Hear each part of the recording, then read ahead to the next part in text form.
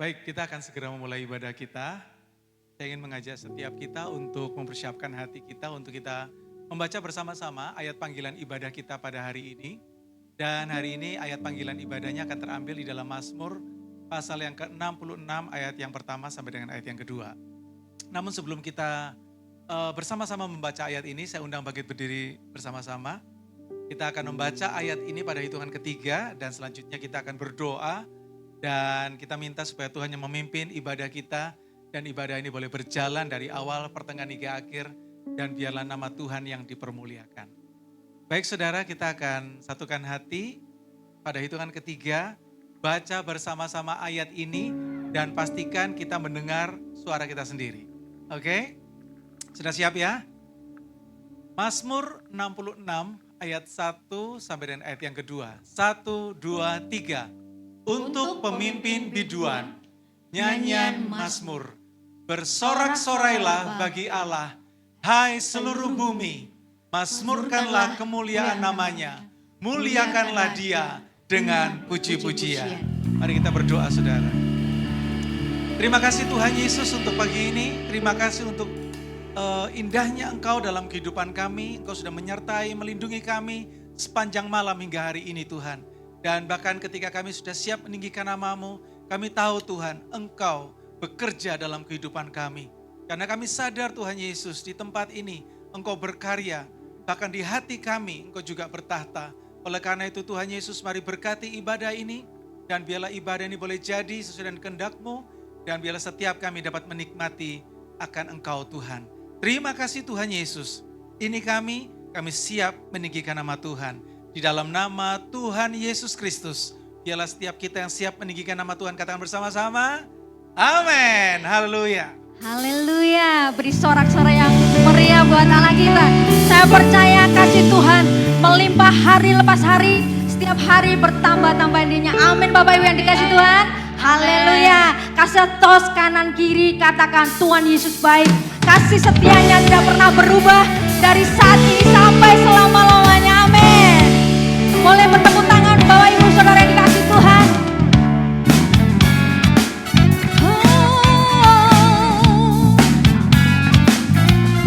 Haleluya.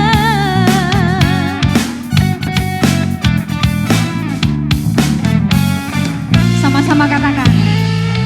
Kasih Allah tak berkesudahan, selalu baru setiap hari. Rahmatnya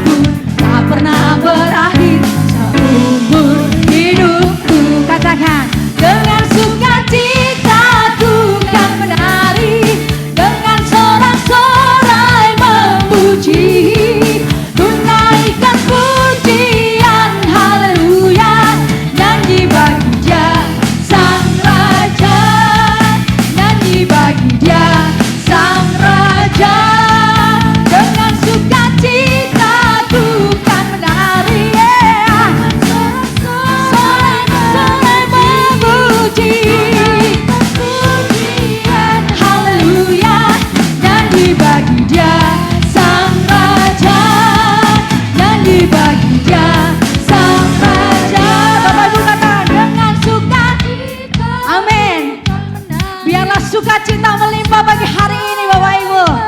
Biarlah sorak-sorai ada dalam hidup kita, amin. Haleluya, nyanyi bagi Dia Sang Raja. Nyanyi sekali lagi dengan penuh iman, katakan dengan sukacita, amin. Kami menari buat Engkau Tuhan. Kami bersorak-sorai buat kebesaran-Mu Tuhan.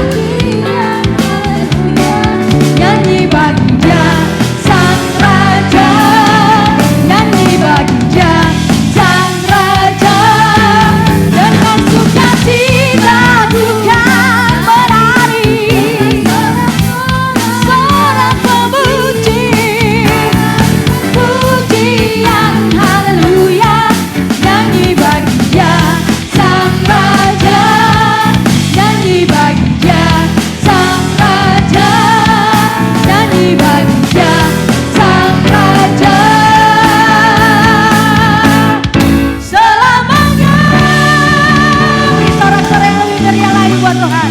Bagi Dia segala kemuliaan dan hormat, syukur kepada Allah kita, amin. Saya percaya bahwa sukacita melimpah pagi hari ini. Boleh bertepuk tangan lebih lagi untuk Tuhan kita.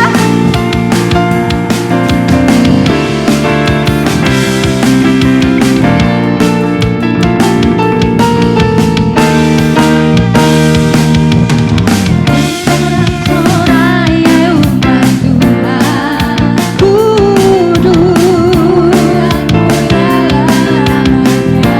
besarlah kasih-Nya,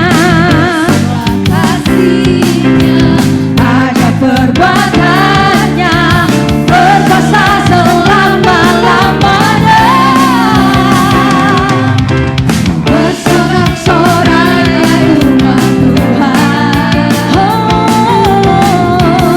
mulialah namanya. Besarlah kasih-Nya, ada perbuatannya berkuasa selama-lamanya. Sama-sama katakan, bagi Dia yang meminta dan layak terima segala pujian. Bagi Dia yang bertata surga bumi sujud menyembah di hadapan-Nya.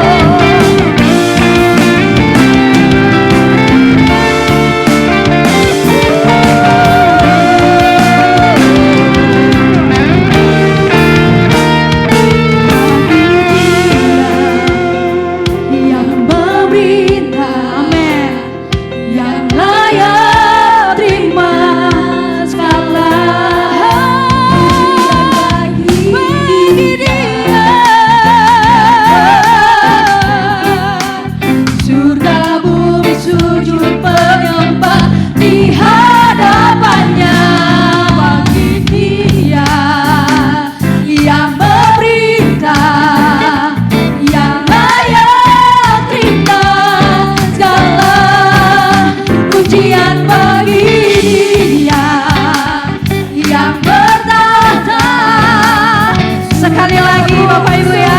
Menyembah di hadapan Dia.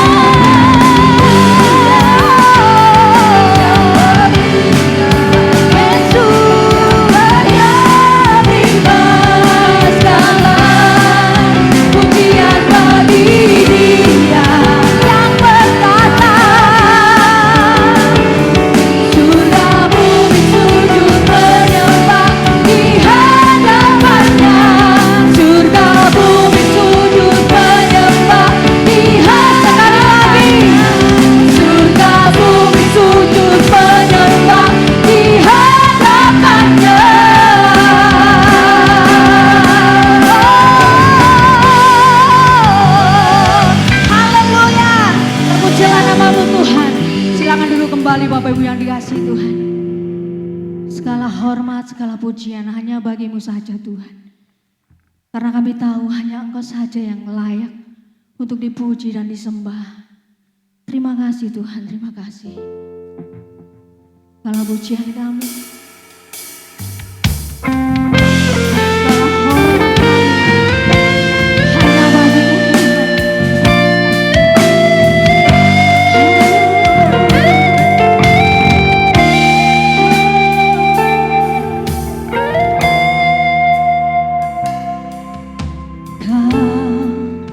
Pencipta hidupku,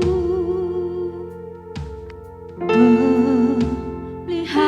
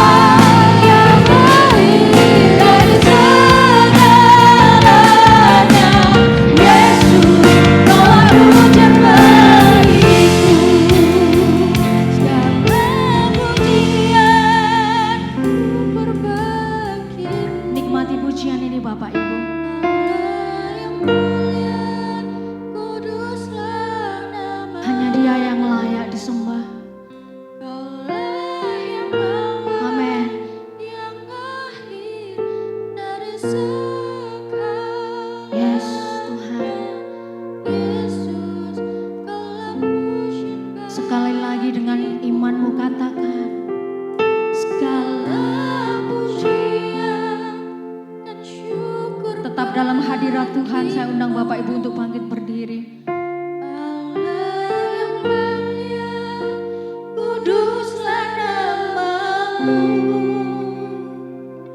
Kaulah yang awal, yang akhir dari segalanya. Yesus, Kaulah pujian bagiku. Segala pujian,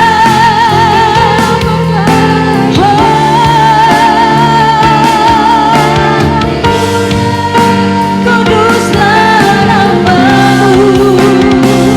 Kaulah yang awal, yang akhir dari segalanya. Yesus, Kaulah pujian bagiku.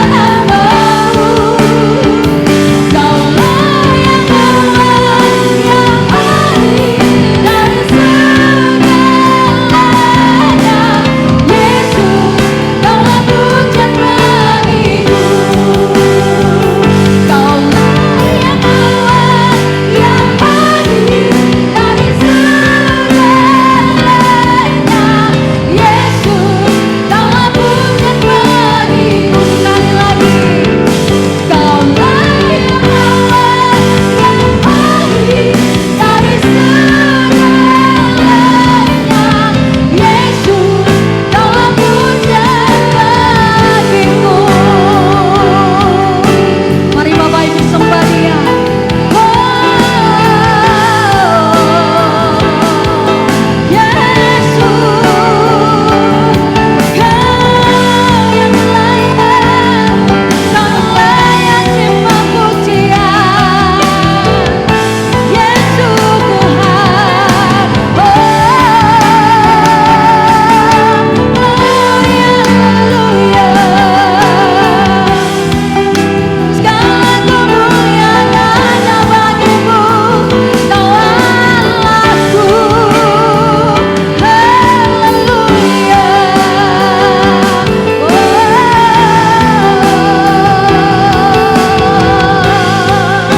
Mari Bapak Ibu, angkat suara memuji Dia dan angkat pujian untuk Dia. Yesus, ini kami Tuhan, kami menyembah-Mu. Kami angkat pujian kami angkat hati kami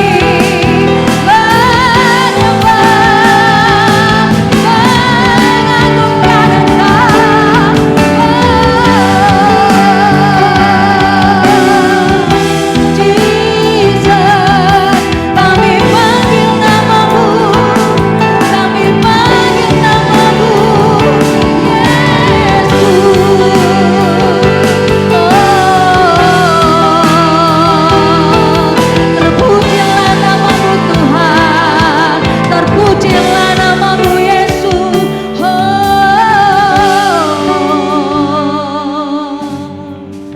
Hanya bagi-Mu segala hormat, pujian kami Tuhan.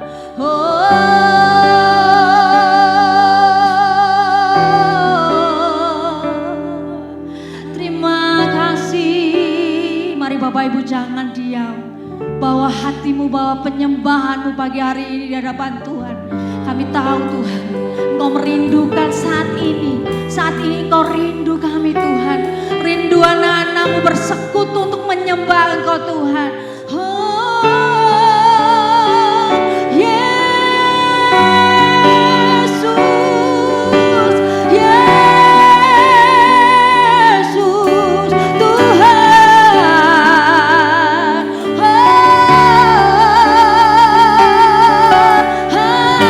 Haleluya.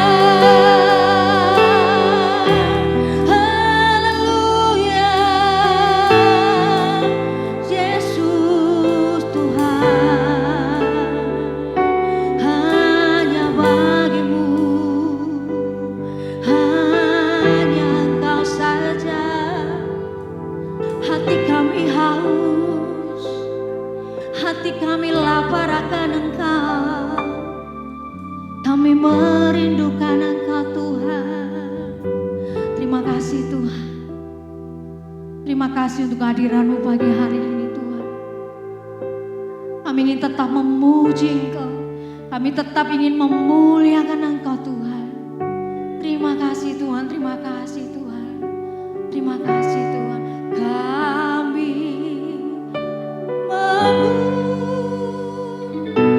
memuji kebesaran-Mu. Ajaib Tuhan. Nikmati Tuhan Bapak Ibu.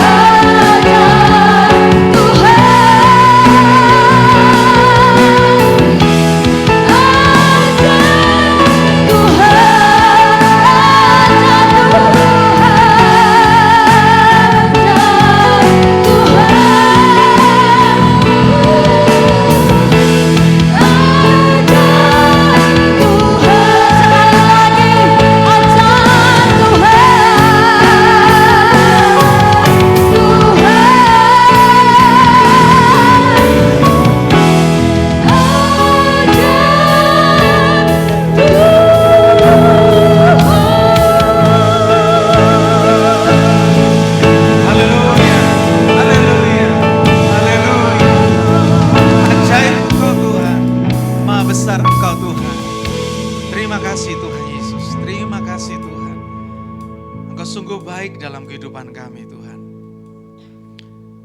Terima kasih Engkau sudah mengizinkan kami untuk kembali berkumpul di tempat ini Tuhan. Menyadari betapa indahnya Engkau dalam hidup kami. Kami gak akan pernah berhenti untuk mengucap syukur Tuhan. Karena ada banyak penyertaan yang Tuhan nyatakan dalam kehidupan kami. Bahkan mungkin hal yang paling kecil yang sering kali kami lewati, kami abaikan begitu saja. Tetapi kami sadar Tuhan, bahwa itu adalah karya penyertaan-Mu, kasih-Mu, perhatian-Mu yang begitu indah dalam hidup kami. Pada hari ini Tuhan Yesus, kami mau belajar firman-Mu. Dan kami percaya bahwa ini juga merupakan bagian penting di mana Tuhan juga mau menyertai kami lewat firman-Mu. Kami tidak mau melewatinya Tuhan, sebab kami percaya bahwa firman-Mu yang akan meneguhkan kami, firman-Mu yang akan menguatkan kami, dan firman-Mu juga yang akan membentuk kami. Sehingga kami bukan menjadi orang yang beragama Kristen, tapi kami sungguh-sungguh adalah pengikut Kristus, meneladani Engkau, dan kami mau melakukan seturut kehendak firman-Mu. Terima kasih Tuhan Yesus. Kami sungguh bersyukur untuk kebaikan-Mu, dan kami sungguh bersyukur untuk anugerah-Mu yang begitu indah dan luar biasa dalam hidup kami. Terima kasih Tuhan Yesus. Dan ini kami Tuhan, kami siap belajar firman-Mu, dan biarlah Engkau yang berbicara di tengah-tengah kami. Terpujilah nama Tuhan, dalam nama Yesus kami berdoa. Haleluya. Amin, amin. Silakan duduk Bapak Ibu yang dikasihi Tuhan. Sekali lagi shalom saudara. Kembali kita mau belajar firman Tuhan dan saya berdoa supaya hari ini kita bisa menangkap sesuatu yang indah karena saya percaya firman yang kita dengar atau firman yang kita pelajari itu akan membawa kita makin menyadari bahwa kerinduan Tuhan yang paling besar adalah kita serupa dengan Dia. Amin saudara ya. Itulah sebabnya hari ini saya akan mengajak saudara untuk bicara tentang hidup oleh iman bukan perasaan. Nah, seringkali yang kita dengar adalah hidup oleh iman bukan oleh penglihatan, betul ya. Tapi kali ini saya mau ganti saudara. Bukan penglihatan tetapi perasaan. Nah, saudara, saya akan mengawalinya dengan ini saudara. Kita tahu semua bahwa hari-hari ini cuaca nggak begitu cuaca nggak begitu bisa tertebak. Dan secara jujur kadang-kadang saya agak kaget karena siangnya begitu panas. Jadi yang biasa cuci-cuci pasti tahu ya. Wah puji Tuhan gitu kan, siangnya begitu panas. Tapi sore menjelang panas, hujannya ganas saudara. Hujannya itu ngobat ngabit, sudah tahu ngobat ngabit.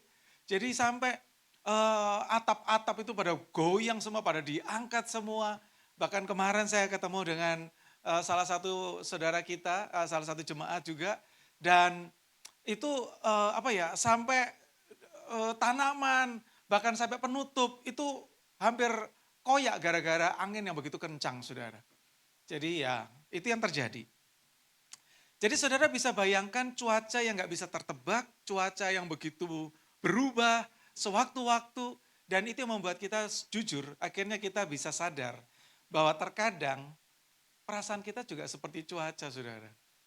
Mudah sekali berubah. Hari ini cerah, besok mendung. Atau mungkin gak usah besok, nanti juga bisa mendung. Iya gak saudara?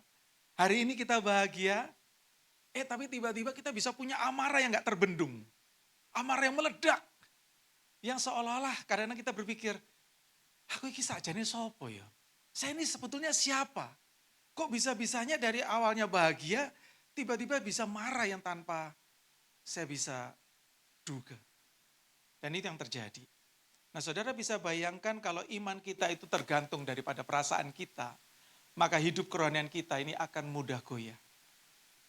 Bahkan gak usah dengan badai yang besar. Badai yang paling kecil aja itu bisa membuat iman kita goyah. Yaitu masalah-masalah kecil yang kita nggak pernah perhatikan, tapi itu bisa membuat kita goyah. Jadi masalahnya di sini bukan masalah kita punya iman atau tidak punya iman, saudara. Tetapi masalahnya di sini adalah seringkali kita membiarkan hal-hal kecil yang sebenarnya hal kecil itu bisa mengganggu perasaan kita. Ya kadang-kadang kalau yang orang pakai istilah itu overthinking, saudara. Overthinking. Yang dimana ya kadang-kadang masalah kecil gitu ya kan. Masalah yang mungkin kita pikir itu masalah biasa. Tetapi kemudian lama kita bisa melihat ini kayaknya masalah ini mengganggu saya banget ya. Dan akhirnya kita mulai berpikir yang lain, berpikir yang macam-macam, berpikir yang ini dan itu. Itulah sebabnya saudara sekali lagi kalau iman kita bergantung pada perasaan, maka kita akan dapati betapa rapuhnya kerohanian kita dan kita pun akan mulai goyang. Hari ini saudara, Alkitab mencatat ada sebuah kisah yang menarik, yaitu kisah di mana ada dua tokoh dan dua tokoh ini diperhadapkan dengan sebuah ujian iman yang membawa mereka apakah mereka akan hidup di dalam perasaan atau justru mereka akan melihat bagaimana iman mereka. Nah tokohnya ini adalah Elia dan yang kedua janda di Sarfat. Nah mungkin saudara sudah nggak asing dengan cerita ini ya. Elia dan janda di Sarfat. Kalau saudara lihat konteks ini, maka saudara akan menemukan bahwa terkadang perasaan kita bisa mendominasi kehidupan kita. Sehingga itu yang membuat iman kita tidak bisa lagi bertumbuh, atau iman kita mudah goyah, atau bahkan iman kita ternyata rapuh. Oleh karena apa?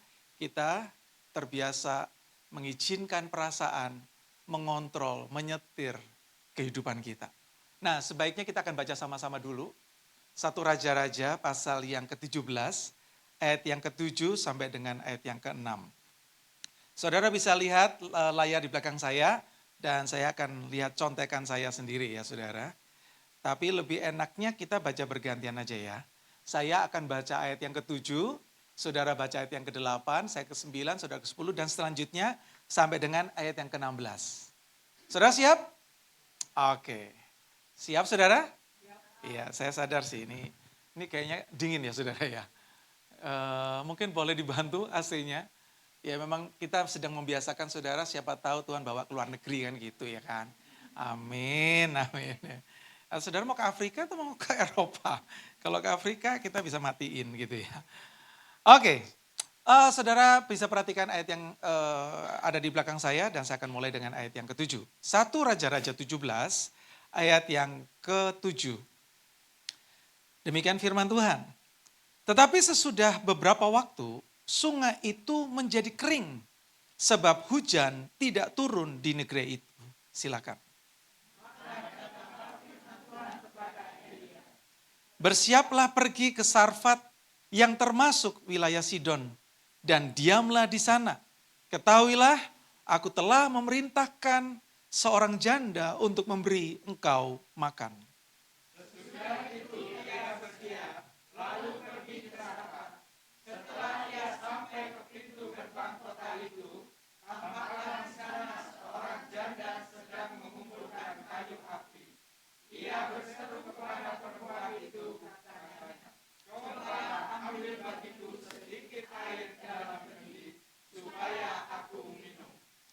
Ketika perempuan itu pergi mengambilnya, ia berseru lagi, "Cobalah ambil juga bagiku sepotong roti."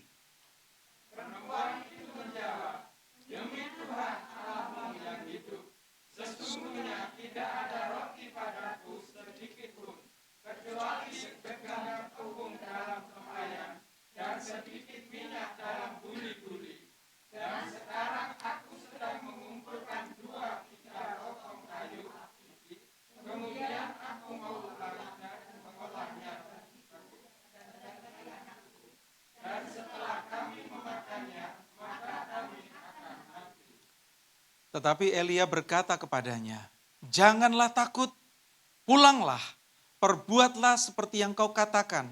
Tetapi buatlah lebih dahulu bagiku sepotong roti bundar kecil daripadanya. Dan bawalah kepadaku, kemudian barulah kau buat bagimu dan bagi anakmu."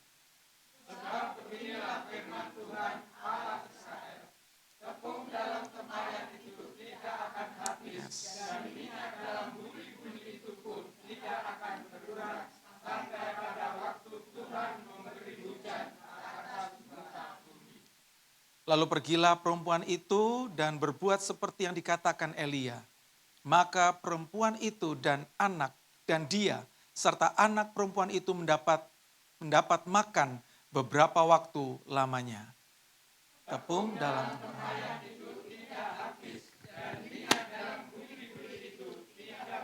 yes.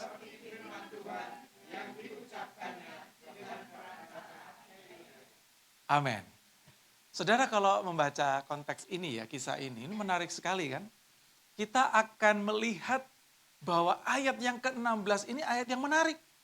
Kenapa? Saudara bisa bayangkan tepung dalam tempayan itu tidak apa? Tidak habis. Dan minyak dalam buli itu apa?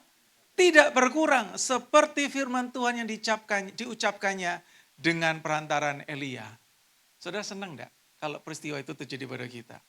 Bayangkan kita punya rice cooker atau punya box untuk beras. Berasnya gak entek-entek saudara. Diambil, ada lagi.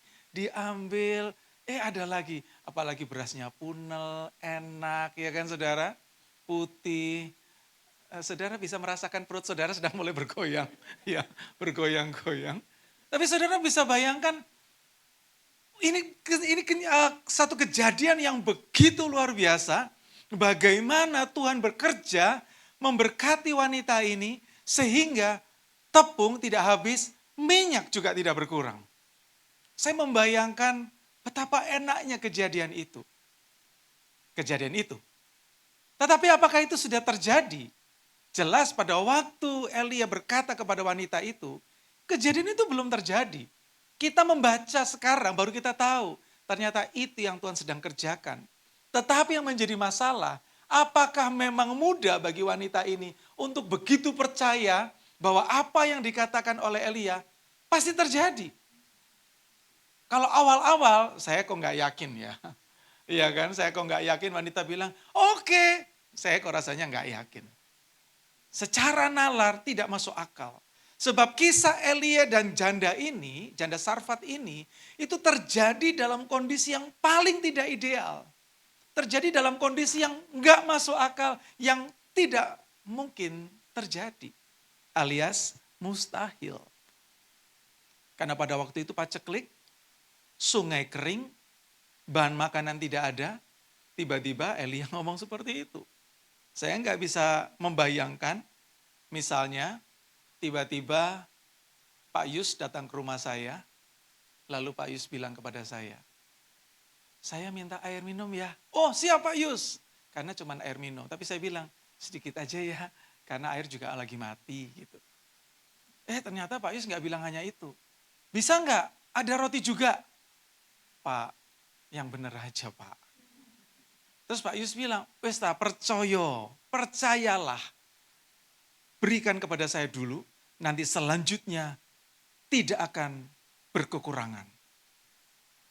Jujur saudara, saya kerjaan nggak punya, pendapatan tidak ada, pemasukan juga nggak punya, tiba-tiba Pak Yus bilang, semuanya tidak akan kekurangan. Jujur, itu nggak masuk akal buat saya. Dan saya bisa membayangkan bahwa wanita ini juga memikirkan hal yang sama. Apalagi wanita ini dengan jelas berkata kepada Elia, saya ini sebentar lagi habis makan ini, saya sudah nggak tahu lagi apa yang mau saya makan. Tapi dia langsung ngomong dengan kata-kata yang kenceng. Kami habis itu mati. Kok tahu dia bakal mati? Tapi inilah yang terjadi saudara. Saat keadaan mereka sudah benar-benar terfokus pada perasaan. Bukan hanya sekedar melihat kenyataan itu. Tapi perasaannya juga dikontrol. Maka itu yang akan membuat iman mereka diuji. Baik Elia maupun wanita ini. Dan itu yang seringkali juga terjadi dalam kehidupan kita. Seperti bacaan kita hari ini. Sebenarnya iman itu seperti apa sih? Ya kan? Jujur kalau saya baca ini saudara, hidup oleh iman itu berarti kita melangkah percaya pada firman Tuhan. Jujur sih, kalau ngomong gampang ya saudara ya. Iman itu adalah melangkah percaya pada firman Tuhan. Meskipun perasaan kita berkata sebaliknya. Opo iyo? Apa iya? Apa bisa? Satu kali ada sebuah kejadian yang dialami oleh teman baik saya. Dia mengalami musibah dan kemudian dia dicari banyak orang. Berusaha bersembunyi di sini, berusaha bersembunyi ke sana. Tetapi pencarian itu terus terjadi untuk teman baik saya ini. Dan kemudian coba membahas gitu. Dan gimana ya baiknya. Punya rekan ini enggak, punya rekan itu enggak untuk menolong saya. Seolah-olah sudah ada jalan buntu. Mustahil. Tidak mungkin. Tetapi kemudian anak dari teman saya ini telepon. Menceritakan tentang apa yang terjadi pada ayahnya. Dan kemudian anak ini berkata, tapi saya yakin Tuhan pasti bisa memberi jalan. Secara manusiawi, logika kita. Tuhan memang bisa tolong, tapi kenyataannya ini gak memungkinkan. Ini semua orang lagi cari orang ini. Semua gitu. Tetapi sekali lagi, apa yang tidak mungkin, itu bisa mungkin karena Tuhan. Dan Tuhan membukakan jalan, sehingga yang terjadi adalah, apa yang terjadi itu di luar nalar, di luar logika, bahkan ketika kita nggak tahu ternyata itu adalah jalan Tuhan. Itulah terkadang kita mau katakan, iman itu belajar, percaya melangkah, percaya pada firman-Nya, meskipun hati kita atau perasaan kita berkata sebaliknya. Seperti yang saudara lihat di dalam, bahwa sebenarnya iman yang palsu itu seringkali berbicara, oke, saya akan punya iman tapi saya tunggu perasaan saya baik dulu. Saya akan punya iman yang baik tapi tunggu bagaimana perasaan saya, apakah saya berubah atau saya bisa menjadi jauh lebih tenang. Tetapi iman yang sejati saudara, dia akan tetap bersandar pada dan taat pada firman Tuhan yang tidak pernah berubah meskipun hati ini masih gemetar saudara. Terkadang kita diperhadapkan dengan hal itu. Saya pernah ada di area-area ini saudara, di mana saya nggak tahu bagaimana untuk kehidupan ke depan, saya nggak tahu bagaimana melangkah, dan saya nggak berani berbuat apa-apa. Kalau bahasa Jawa bilang, wedi obah gitu saudara. Karena wedi obah itu alias takut bergerak gitu loh saudara. Takut bergerak, takut berbuat ini, takut berbuat itu, takut melakukan ini dan takut melakukan itu. Dan itu yang membuat iman saya itu benar-benar sedang diuji dalam hal ini. Seperti dalam konteks ini saudara. Kalau saudara perhatikan ayat yang ke-7, maka pada ayat yang ke-7, di sana dikatakan, tetapi sesudah beberapa waktu, sungai itu menjadi kering. Sebab hujan tiada turun di negeri itu. Sungai itu apa saudara? Menjadi kering. Tahu nggak saudara? Apa yang bisa diharapkan dari sungai yang kering? Di dekat rumah saya itu ada sungai saudara. Nggak jauh dari rumah saya. Beberapa saat yang lalu itu sempat ada kemarau panjang. Dan ketika kemarau panjang, maka air itu mulai surut, dan bahkan mulai habis. Dan ketika habis, atau sebelum habis, saya tuh sering lewat jembatan ini tuh untuk melihat sungai itu. Yang pertama yang muncul adalah bau, saudara. Yang tadinya ada air, tiba-tiba nggak ada air atau turun, baunya mulai muncul. Yang kedua, kelihatan aslinya sungai itu kayak apa. Ternyata nggak berbentuk baik. Kalau pastor tutup air kelihatannya, wah mungkin itu kayak cekungan yang baik, kayak mangkok gitu. Tapi begitu surut, bentuknya jelek saudara. Sudah begitu, karena sudah mulai retak, terlihat seolah-olah sungai itu pun tidak bisa memberi kehidupan, tidak bisa memberi harapan. Jadi dengan kata lain, seperti dalam kondisi ini, sungai Kerit itu kering. Maka saya mau katakan, apa yang bisa diharapkan dari sungai yang kering? Itu tak ubahnya sama seperti kehidupan kita. Kalau kehidupan kita kering, kerohanian kita kering, apa yang bisa diharapkan dari kita? Mungkin dalam keluarga tidak merasakan kehadiran kita menjadi berkat buat keluarga kita. Lingkungan di mana kita tinggal, komunitas kita, tempat kerja kita, bahkan di gereja. Kalau ketemu dengan orang-orang yang kering, Apa yang bisa diharapkan dari orang yang hidup dalam kerohanian kering? Saudara tahu nggak ciri-ciri orang yang kerohanian kering? Biasanya gampang sambat, saudara. Tahu siapa gampang sambat, saudara? Gampang mengeluh.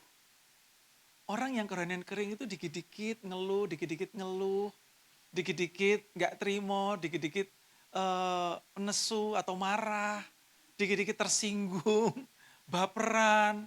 Nah ini tipe-tipe ciri-ciri yang sungai yang kering, kehidupan kerohanian yang kering. Dan apa yang bisa diharapkan dari kehidupan seseorang kalau dia kering? Coba saudara juga lihat ayat yang ke-12. Pada ayat yang ke-12 dikatakan, perempuan itu menjawab, demi Tuhan Allahmu yang hidup. Sesungguhnya tidak ada roti padaku sedikit pun, kecuali segenggam tepung dalam tempayan dan sedikit minyak dalam buli-buli. Dan sekarang aku sedang mengumpulkan 2-3 potong kayu api. Kemudian aku mau pulang dan mengolahnya bagiku dan bagi anakku. Dan setelah kami memakannya, apa saudara? Kami akan mati. Dengan kata lain, secara logika, tepung dan minyak pun tidak bisa memberi harapan yang lebih panjang. Saya nggak tahu apakah saudara pernah ada di posisi ini. Mungkin saudara melihat kenyataan, belum akhir bulan, uang sudah nipis. Ya larek, kari sak lembar. Ya ampun, tinggal 1 helai. Cukup nggak nih dalam beberapa hari ke depan? Iya kan? Akhirnya yang terjadi adalah apa? Mulai kebingungan, mulai ketakutan, mulai panik. Dan mulai nggak percaya. Mungkin saudara nggak ngalami, kayak wajahnya kayak nggak pernah ngalami ya saudara. Oke, saya ngalami saudara. Saya ngalami sampai-sampai saya bilang, Tuhan mungkinkah ini bisa menolong saya enggak? Jujur saudara, apa artinya ini? Apa artinya kehidupan kalau hanya melihat ke depan saja, perasaan ini sudah mulai mengganggu kehidupan saya. Dan ya, terkadang saya berkata pada Tuhan, Tuhan kayaknya sudah enggak ada harapan. Tuhan saya enggak tahu ke depan seperti apa. Tapi puji Tuhan saudara, Tuhan selalu menyatakan karya pemeliharaannya. Dan itu yang seringkali terjadi dalam kehidupan kita. Kalau saudara coba cek waktu tahun 2025 kemarin, waktu kita ambil resolusi awal tahun, terus kita mungkin redek bisa nggak ya memasuki tahun-tahun ke depan ya. Tahu-tahu kita sudah aja melewati tahun 2025, benar nggak saudara? Kita sekarang masuk tahun 2026. Saudara ya kelihatan masih seger ya kan? Saudara kelihatan seger, saudara kelihatan sehat, baik. Apa enggak ini bukan karena kemurahan Tuhan? Amin saudara. Inilah yang terjadi dalam kehidupan kita. Bahwa kadang-kadang tanpa kita sadari, perasaan kita itu selalu menghitung apa yang tersisa dalam diri kita. Padahal iman yang sejati selalu percaya pada Allah yang memiliki kuasa. Kalau kita fokus pada menghitung apa yang tidak tersisa atau apa yang tersisa, kita akan gagal melihat Allah yang berkuasa. Tapi kalau kita percaya bahwa kita punya Allah yang berkuasa, El Shaddai, kalau saya sering pakai istilah Jehovah Rohi, Allah yang menggembalakan saya, maka saya percaya kadang-kadang sisa sedikit pun Tuhan bisa memelihara hidup saya. Amin saudara. Dan itulah sebabnya kita mau percaya akan hal ini, bahwa firman Tuhan itu menuntun kita kepada ketaatan kepada Allah, bukan pada perasaan kita. Ayat 13, saudara coba baca ayat 13 ini, sebetulnya begitu menggelitik saudara. Waktu saya baca ini, ada sesuatu, oke? Saya mau nanti sampaikan buat saudara. Tetapi Elia berkata kepadanya, ini kepada wanita itu, janganlah takut, pulanglah, buatlah seperti yang kau katakan. Tetapi buatlah lebih dulu bagiku sepotong roti bundar kecil daripadanya dan bawalah kepadaku. Kemudian barulah kau buat bagimu dan bagi anakmu. Kalau saudara perhatikan ayat ini, Ini kayaknya makso saudara ya. Makso ya kan? Hah. Iya jujur sih. Ini yang ngomong hamba Tuhan, Elia, tapi kesannya nggak manusiawi sekali. Kesannya kayak tidak punya empati terhadap kondisi wanita ini, yang dimana dia cuma punya tepung segenggam. Saya nggak tahu apakah segenggam tangan saya atau segenggam tangannya Pak Freddy. Gede gitu ya. Dan minyak buli-buli. Dan itu mungkin nanti minyaknya akan ditaruh di atasnya tepung, diadoni gitu, diolah. Mungkin dia punya sedikit ragi, ditaruh supaya mengembang. Dan mungkin jadi kue. Tapi kue bundar di sini dalam konteks ini nggak ada rasanya.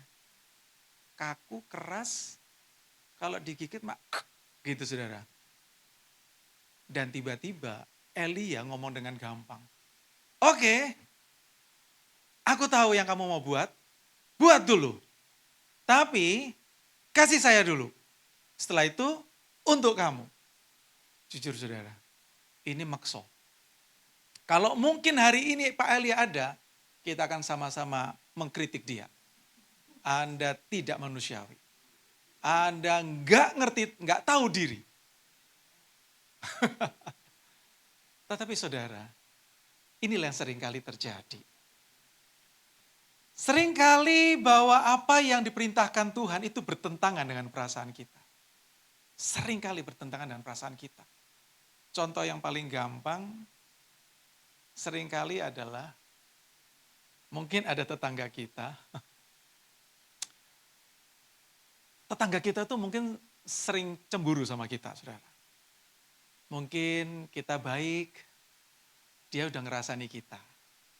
Nanti tiba-tiba ada kiriman, paket gitu ya.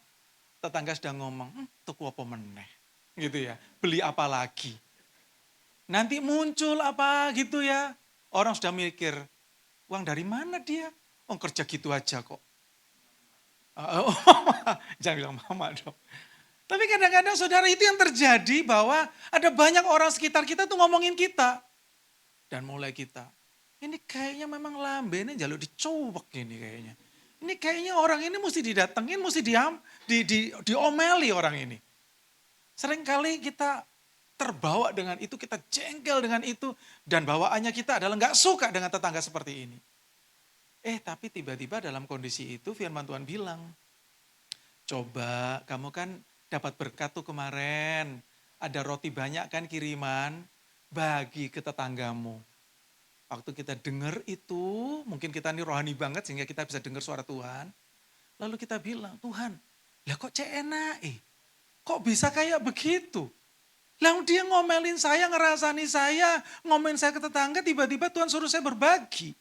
Kok bisa? Nehi gitu ya saudara. Nggak mungkin, nggak bisa. Saya nggak akan melakukannya.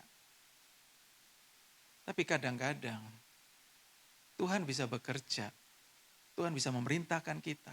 Kita tinggal melangkah dengan iman untuk menjadi berkat buat orang lain. Tapi kita lebih memilih mengikuti perasaan kita. Belum lagi yang lain-lain. Tuhan, aku mau memberkati dia, tapi saya punyanya cuma segini. Bagaimana mungkin? Tapi kadang-kadang Tuhan bisa pakai cara itu untuk kita menjadi berkat buat orang sekitar kita. Itulah sebabnya dalam konteks ini, ketika Elia ngomong begini kepada wanita itu, saya sedang berpikir, Tuhan kalau saya menjadi wanita ini, saya pasti akan ngomong sama Elia. Pak Pendeta, gitu ya. Mungkin dia dulu panggilannya Pak Pendeta ya. Mungkin Anda nggak tahu betapa cemasnya hati saya. Mungkin Anda nggak tahu bagaimana anak saya besok. Mungkin Anda nggak tahu bahwa cuman ini yang saya punya. Dan saya yakin wanita ini tidak akan dengan begitu mudah akan mengolah tepung dan minyak ini menjadi sebuah makanan yang baik. Tentu dengan penuh pergumulan, tentu dengan penuh peperangan di dalam hidupnya. Karena ini adalah sesuatu yang tidak mungkin untuk dilakukan. Tapi disinilah iman bekerja. Bahwa iman selalu dimulai dari percaya pada firman, bukan mengikuti perasaan kita. Iman selalu dimulai dari percaya pada firman, bukan mengikuti perasaan kita. Terkadang kita dihadapkan dengan mana dulu, belajar taat, atau kita cuma berkata, saya mau hidup dalam iman. Tapi ternyata saudara, ketaatan itu adalah langkah iman. Dan langkah iman pertama adalah ketaatan. Mungkin kita berpikir bagaimana cara saya untuk taat? Melangkah aja dengan iman. Mungkin saudara berpikir, melangkah dengan iman itu seperti apa? Taat. Itu berbenturan dengan perasaan kita. Bukan sekedar apa yang kita lihat saja, perasaan kita dulu. Oh itu enggak mungkin Tuhan, saya enggak mungkin melakukannya. Melangkah, ampuni dia. Tuhan enggak mungkin ngampuni dia. Udah benceno, menjengkelkan, menyakitkan.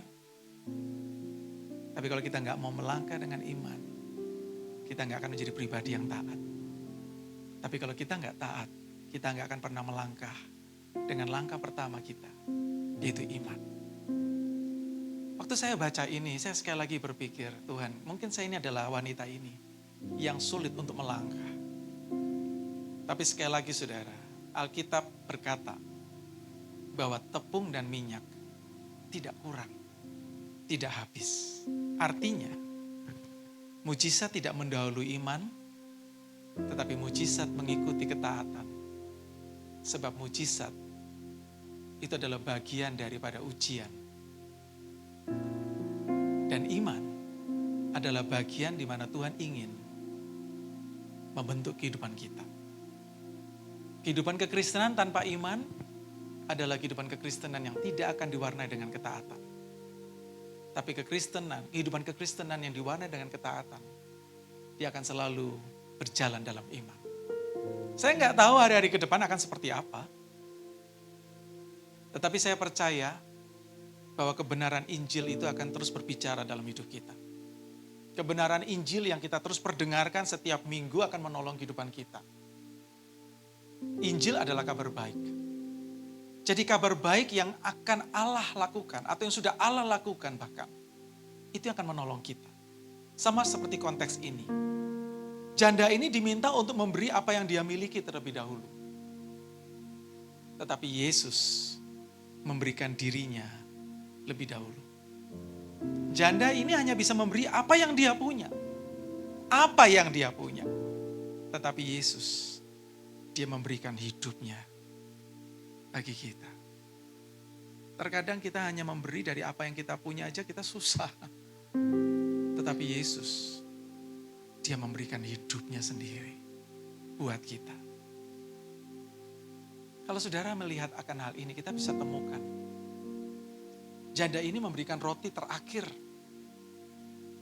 kepada Elia. Tetapi Yesus memberi hidupnya tanpa sisa. Dia naik di kayu salib untuk membuat dosa berakhir. Wanita ini hanya bisa memberi roti yang terakhir, tapi Yesus memberi hidupnya untuk membuat dosa berakhir. Bukankah ini sesuatu yang membuat kita tuh makin memahami betapa luar biasanya Tuhan? Dari kisah ini kita bisa melihat ternyata kita ini adalah gambaran dari janda ini. Kita sulit untuk memberi yang terbaik kepada Tuhan. Tetapi Yesus memberikan yang terbaik buat kita. Hidupnya sendiri. Itulah sebabnya salib membuktikan bahwa iman kita tidak berdiri di atas perasaan kita. Tetapi di atas kasih dan kesetiaan Kristus. Amin saudara. Itulah sebabnya hari ini saya ingin mengajak saudara untuk merenungkan sejenak. Mungkin saudara berkata, Tuhan, saya ini lemah loh. Saya nggak sanggup Tuhan. Tuhan saya ini rapuh. Tuhan saya ini goyah. Saya nggak punya iman seperti yang kau harapkan. Tetapi dengar ini saudara. Tuhan tidak pernah berkata, taatlah pada firman. Tapi tunggu sampai perasaanmu tenang. Enggak. Tunggu perasaanmu tenang baru engkau taat pada firman. Tidak saudara. Tapi firman Tuhan berkata, percayalah kepadaku. Itulah sebabnya ada 3 poin yang saudara bisa lihat di depan. Di situ dikatakan, Jangan biarkan perasaan memimpin iman kita. Jadi yang memimpin iman kita bukan perasaan, tapi kebenaran firman, saudara. Kalau perasaan yang memimpin iman kita, maka yang terjadi adalah kita nggak akan pernah bisa melangkah. Tetapi kalau firman yang memimpin iman kita, maka saya percaya kita akan berani melangkah. Meskipun hati kita gemetar karena bertolak belakang dengan apa yang kita lihat. Tapi dari sinilah kita sedang belajar, saudara. Bahwa jemaat GBI Fund adalah jemaat yang berjalan dengan iman. Amin, saudara. Saya nggak berkata bahwa semuanya akan baik-baik saja. Tetapi saya cuma berkata bahwa Allah yang baik itu akan menyertai kita bahkan di saat tidak baik-baik saja.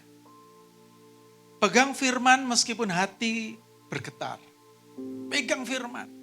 Tuhan, aku percaya akan janjimu.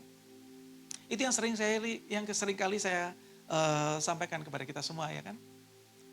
Saya hafal nama-nama Tuhan, gitu ya.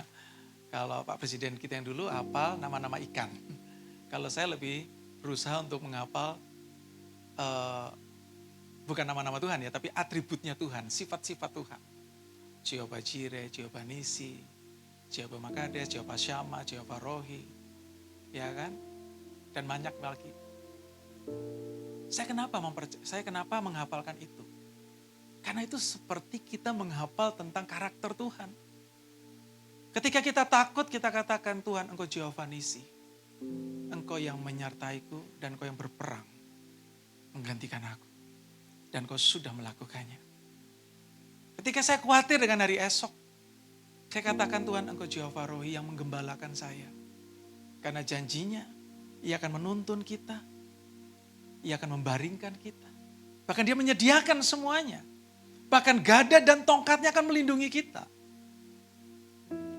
Ketika saya benar-benar sakit, gak mampu, saya katakan, Tuhan, Engkau tetap Jehovah Rafa bagiku. Engkau tabib di atas segala tabib. Engkau sanggup menyembuhkan. Ketika saya ada dalam pergumulan apapun itu, saya sebut nama Tuhan. Saya panggil nama Tuhan.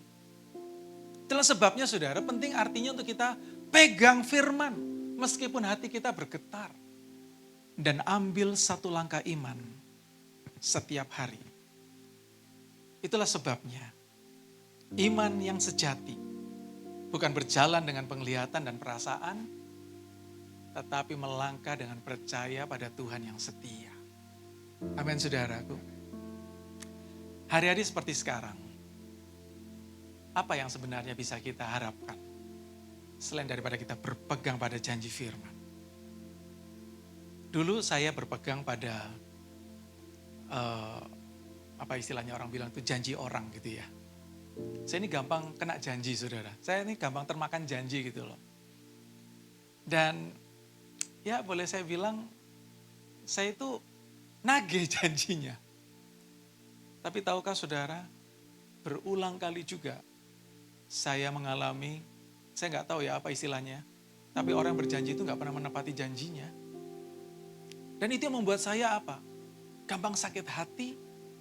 Bahkan saya nggak berani membangun kepercayaan buat orang lain. Karena saya sering dilukai. Dan itu yang membuat saya akhirnya saya berkata, tidak ada satu orang pun yang bisa dipercaya.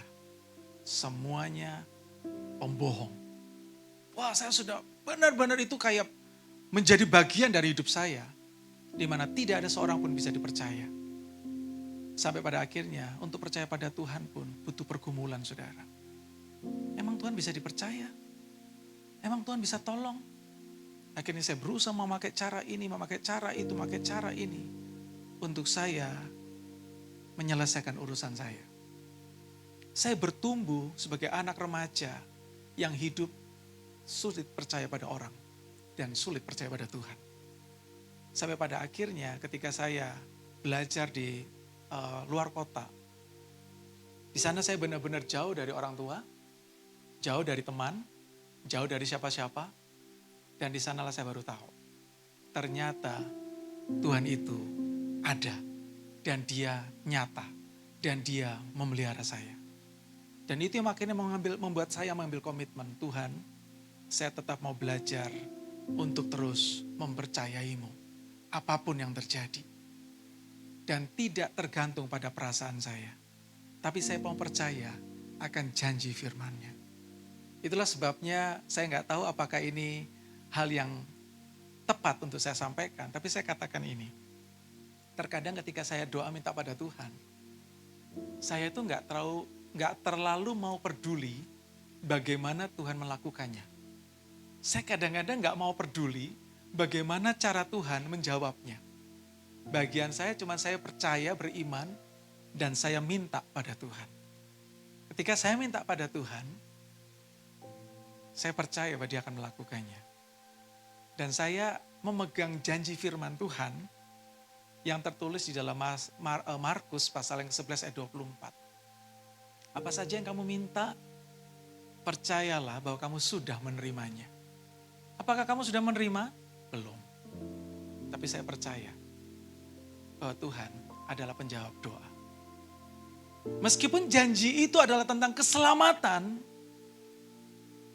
tetapi saya percaya bahwa Tuhan adalah Bapa yang baik. Dia sanggup untuk menolong kita dan memberikan pertolongan yang melampaui dari segala apa yang kita pikirkan. Tapi percayalah, bagian kita adalah melangkah dengan iman. Itulah sebabnya biarlah kita hidup oleh iman, bukan perasaan kita lagi. Amin saudara. Kalau hari-hari ke depan, saudara menghadapi tantangan, pergumulan, sekali lagi, jangan biarkan iman kita kendor. Jangan biarkan iman kita surut. Tapi biarlah kita berkata, Tuhan aku tahu perasaanku itu akan bertentangan dengan imanku. Tapi aku mau melangkah dengan iman. Dan pegang janjimu. Dan saudara jangan sungkan waktu saudara berdoa.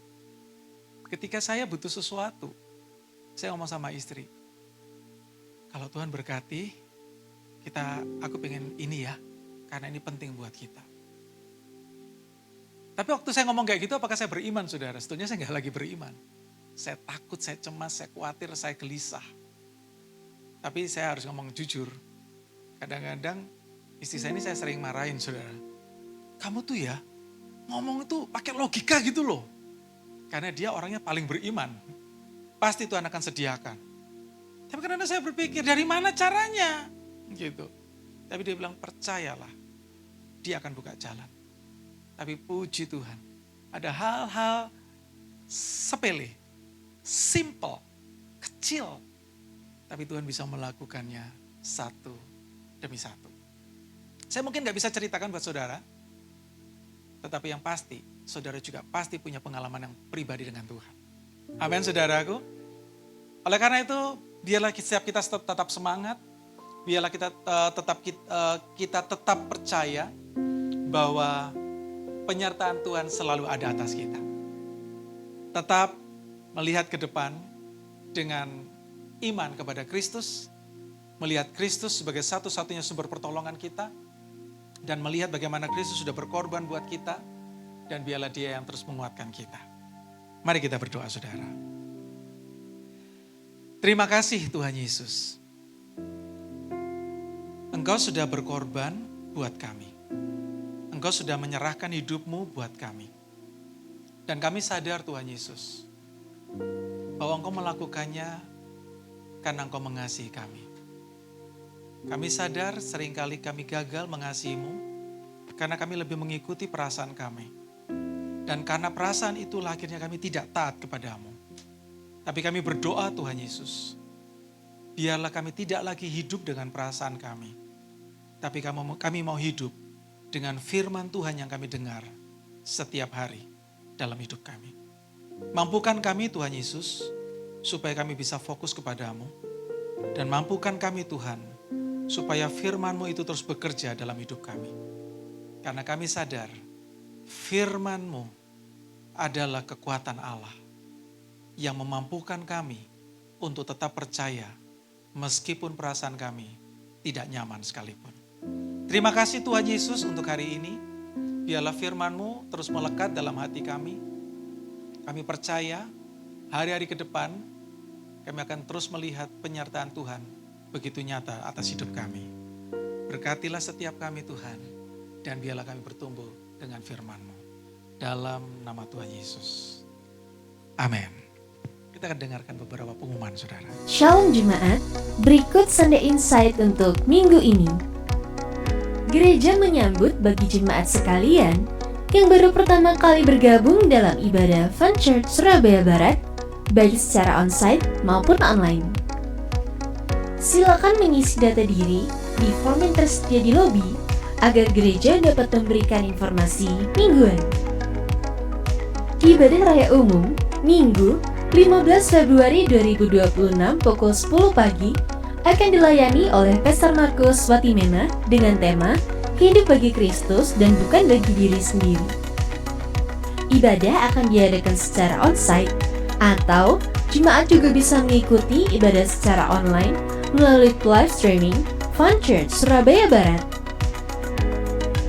Ibadah Unlimited Kids Minggu 15 Februari 2026 pukul 10 pagi dengan tema Beautiful World.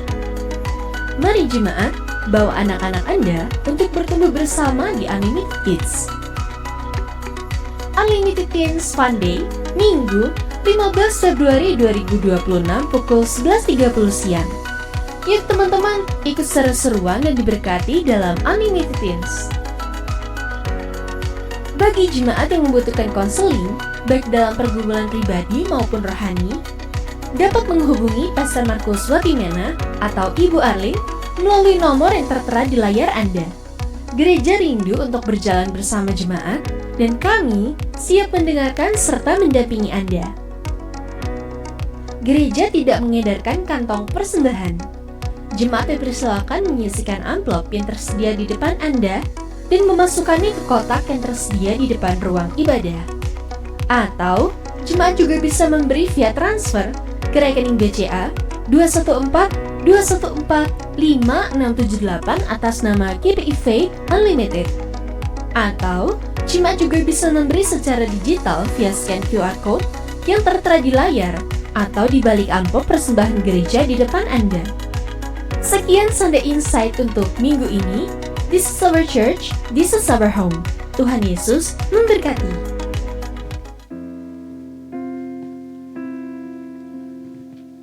Kembali berjumpa dengan saya, saudara. Jangan lupa, saudara, setiap Jumat ketiga dan Jumat keempat, kita akan ada doa malam di tempat ini. Jadi saudara bisa mengatur waktunya, menyisihkan waktu terbaiknya, untuk kita mau berdoa sama-sama. Kita sadar bahwa seringkali kita mungkin merasa kita sendirian. Menanggung semuanya sendiri, memikirkan sendiri, batin-batin sendiri, nangis-nangis sendiri. Iya kan? Tapi saya nggak mau di bagian itu ya, bukan ya. Tapi saya mau mengajak saudara untuk kita datang di hari Jumat, Jumat yang ketiga dan Jumat yang keempat. Di mana kita bisa share, kita mau doa, dan kita mau saling mendoakan.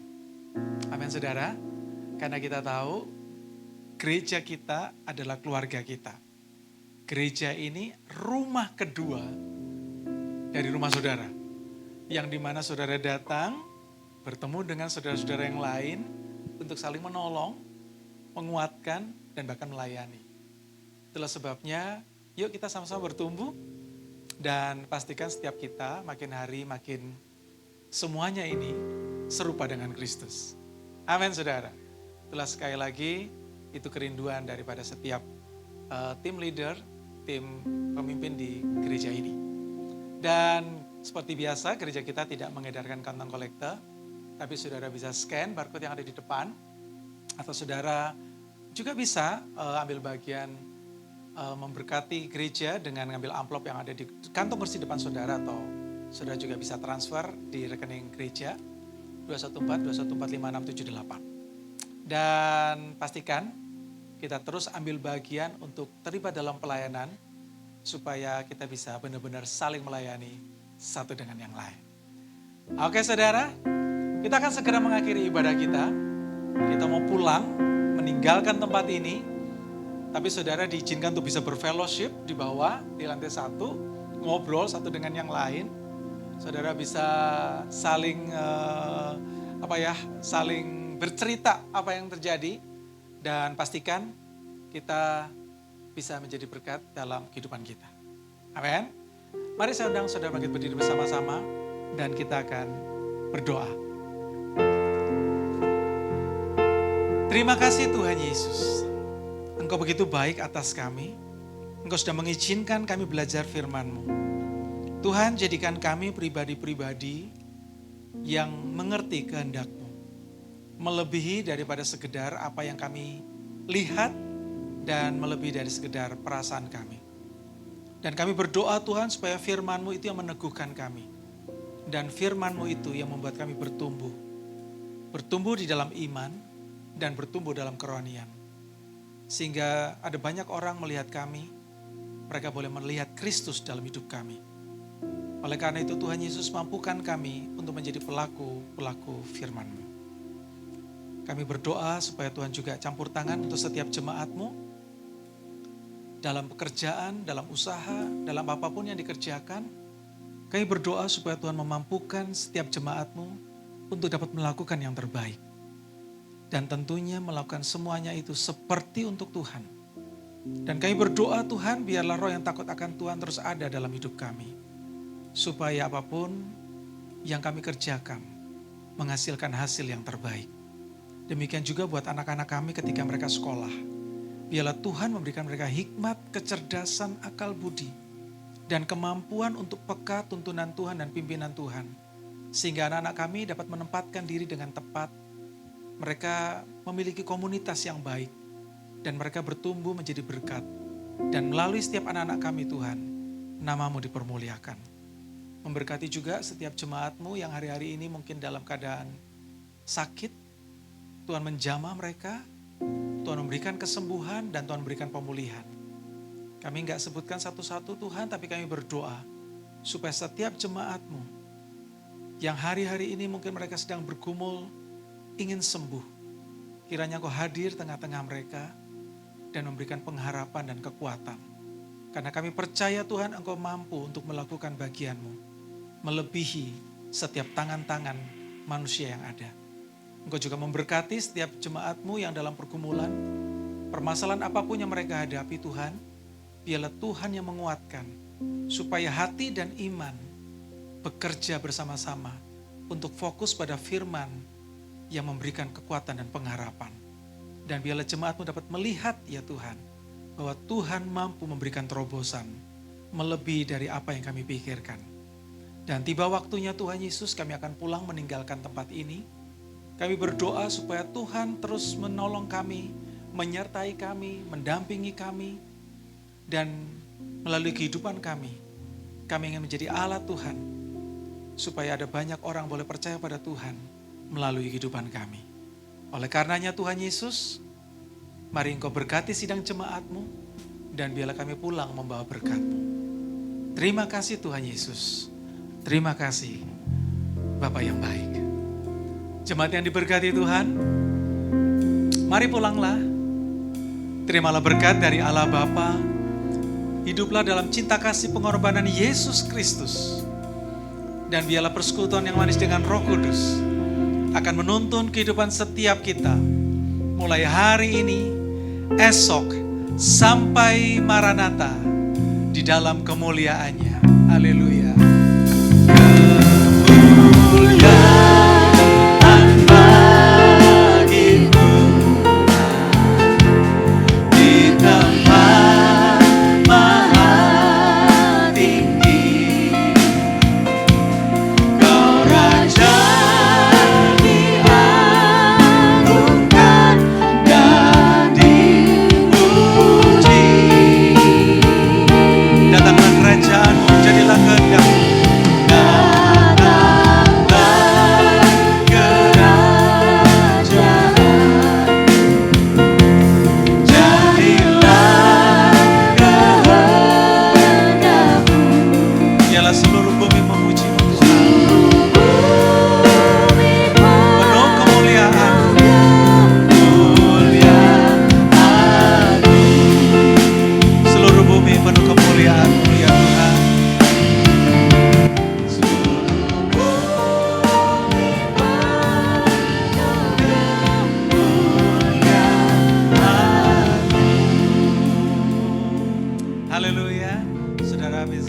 Silakan duduk kembali, bisa mengambil saat teduh jenak.